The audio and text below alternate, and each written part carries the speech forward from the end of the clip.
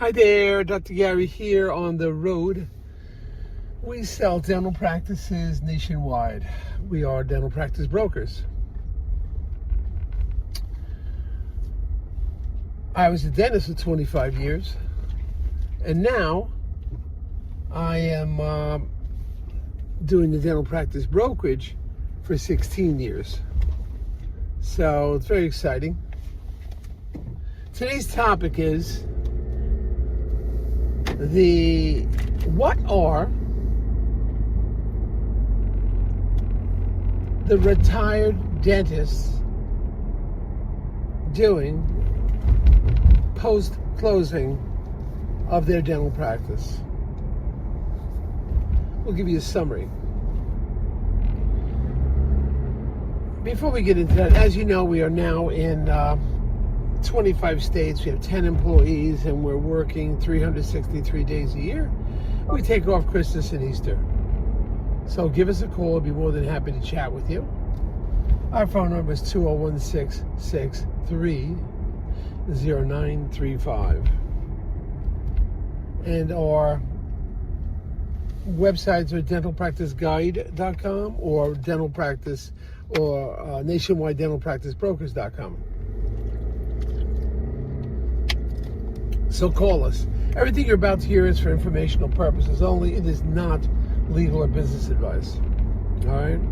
If some of you have the larger practices, over $1 million, you may want to think about selling to the DSOs. And that's corporate dentistry. Now, some have had some problems recently. Certainly, you have to be aware. We're pretty much aware of who has trouble, whatever. And we can guide you accordingly. They will often pay our commission. So give us a call. We can chat with you about that.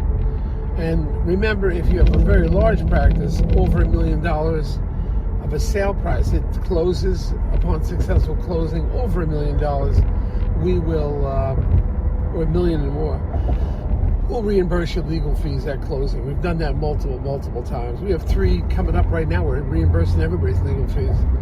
Anyway, so as we move along, what are these retired dentists that have sold their dental practice? What are they doing? Are they happy? As in overall, I have, after 16 years, I've rarely, if I can even remember one, I don't even know if there is one, but if I can remember one, I don't recall anybody calling and say, I wish I did not sell my dental practice, or I should have never sold my dental practice. I have no history on that. I don't recall anybody saying that. Excuse me, we got a beautiful day in Jersey. I'm down the Jersey Shore, and the sun is brilliant. I need some glasses. Excuse the glasses. Anyway, hey, maybe it'll make me look younger anyway. This is my hair, by the way. That's my hair. I don't have fake hair. I hope it stays like that for a long time. Maybe because I'm happy. I don't know. I'm having a good time doing what I'm doing. Plus, now that we have people we sold to 16 years ago, 14 years ago, those buyers are now becoming sellers. It's like, how can I ever retire? Forget it. No way. Just keep going at it. Anyway, I don't remember anybody. I don't recall anybody that called me and complained and said I should have never sold my dental practice. I have no recall on that. Majority, I'll give you one case in point. Sold his practice. He was from a larger city, I believe, and good guy, gal, whatever. He said to me, I think I like to quote, I don't have enough time to do everything I want to do. A big golfer she is, and she golfs like, I think 3 or 4 times a week, lives near a golf course, and then racquetball. Heavy racquetball. That's 3 times a week tennis, maybe once or twice a week racquetball. I love it. And she's in, good physical shape. So it's something to think about. That the opportunities out there are just fantastic opportunities right now. To get out, and opportunities for you to build another business, work for somebody else. And there's so many.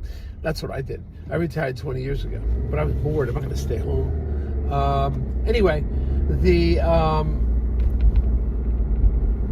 I'm getting back to it now. This one doctor couldn't be happier. Having a great time. Heavily involved with sports and activity.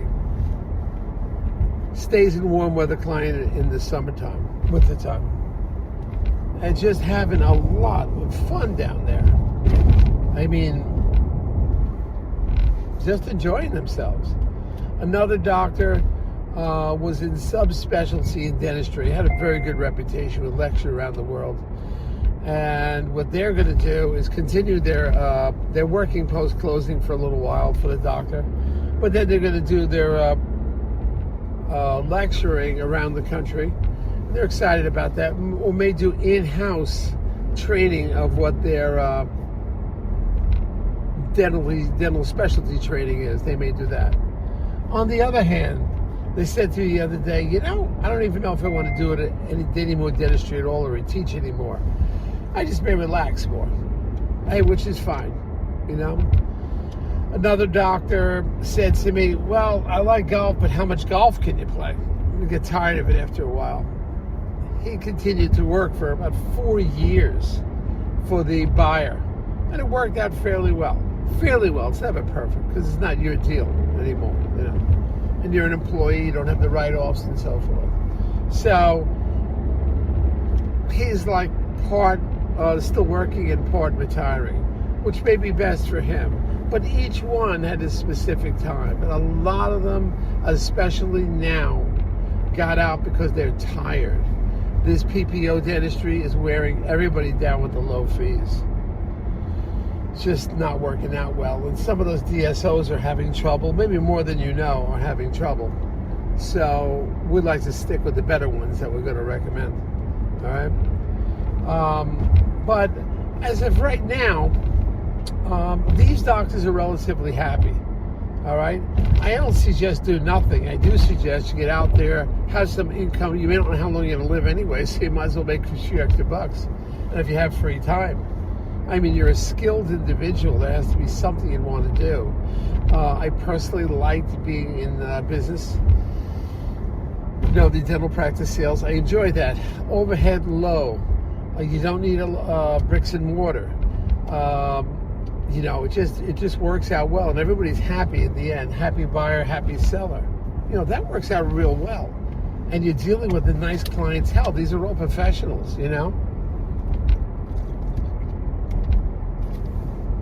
So, you're not on like doing a retail low fee reimbursement type thing. You're not stuck with bricks and mortar. You're not stuck with inventory. You want to get away from that. No inventory, no bricks and mortar. More like being a sales rep, so to speak, that type of thing, where you don't have any stock that you have to keep. Or also to be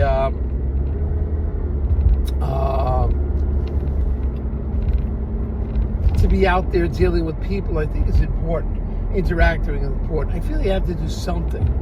Being a couch potato, I think, will be contraindicated for you. I don't suggest doing that at all, being a couch potato, doing nothing.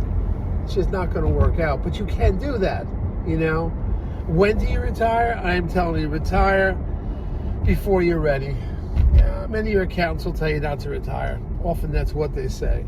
But I'm saying if you have somewhat of your savings close to your financial goals, somewhat at least, getting maybe 75-80%, my opinion is get out, cash out of the practice, get top dollar now, because the overriding factor is you could get disabled. You get disabled, your practice value is going to plummet like a rock. It will plummet. So you don't want to get into that. You want to avoid that.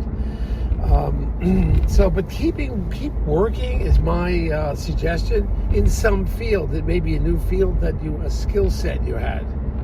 It could be something in the arts. It could be something in business. It could be something in teaching career. There's a lot you could do, but you got to apply it. Most of it, what you could do is you're probably not going to learn about it until you get out and you try to start, you're exploring. Your mind opens up. Your mind has to open up.